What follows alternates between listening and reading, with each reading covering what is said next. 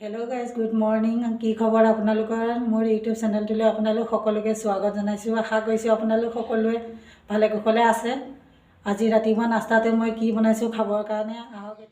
এইখিনি মই নতুন আলু বইল কৰি লৈছোঁ।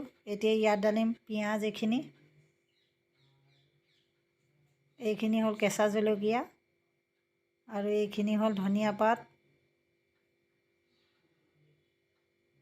আৰু এইখিনি হ'ল পিঁয়াজৰ পাত। এতিয়া এই গোটেইখিনি এনেকৈ এইডালৰ সৈতে পিহি ল'ম। আলুখিনি অলপ পিহি ল'লোঁ।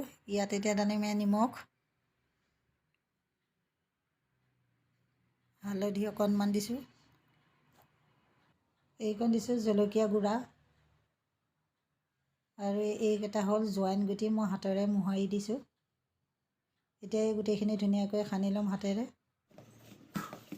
এয়া ধুনীয়াকৈ মই এনেকৈ সানি ল'লোঁ।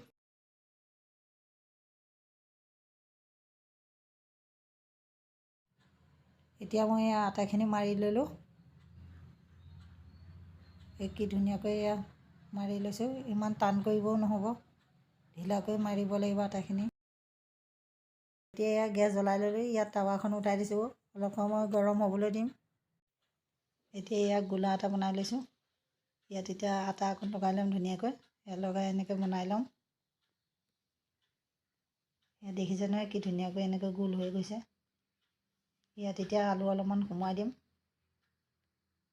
সৰহকৈ আলু দি দিম। ধুনীয়াকৈ একদম বন্ধ কৰি ল'ম। বন্ধ কৰি লৈ আকৌ আটা অলপমান লগাই ল'ম আৰু আমাৰ মতে বেলিব লাগিব। দেখিছে নহয় কাণে কাণে ফাটি ওলাইও যোৱা নাই। এয়া দেখিছে নহয়, এয়া টাৱাত এতিয়া উঠাই দিলোঁ। এয়া হৈ গৈছে। ইয়াৰ ওপৰে ওপৰে এতিয়া ঘিউ অকণমান লগাই দিম। দুচৰা ছাইডতো এনেকৈ লগাই দিছোঁ। কি ধুনীয়াকৈ বনিছে।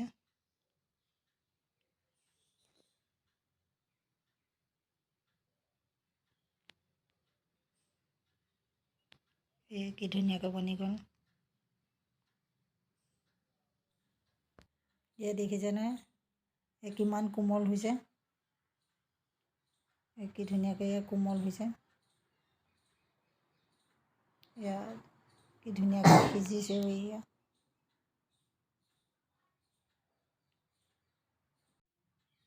এয়া দৈ গাখীৰ আৰু পৰঠা এয়া পংকজক দিম। পংকজে দৈ গাখীৰ আৰু পৰঠা খাই ভাল পায়, সেইকাৰণে তাক সেয়া সৈতে দিম। এয়া পংকজ খোৱাত লাগি আছে, টিভি চোৱাতে লাগি আছে। এইফালে ডৰিমন দেখি আছে। ডৰিমন এয়া নেহাই কাৰণে দি থৈছোঁ। নেহাই খাবলৈ অহাই নাই।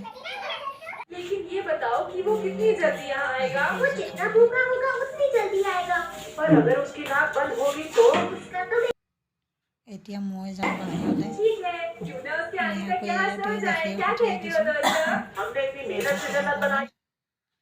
আৰু মোক চাহৰ সৈতে ভাল লাগে কাৰণে এয়া মই চাহ বনাই লৈছোঁ। চাহ আৰু পৰঠা খাম। আপোনালোকে এনেকৈ বনাই খাব।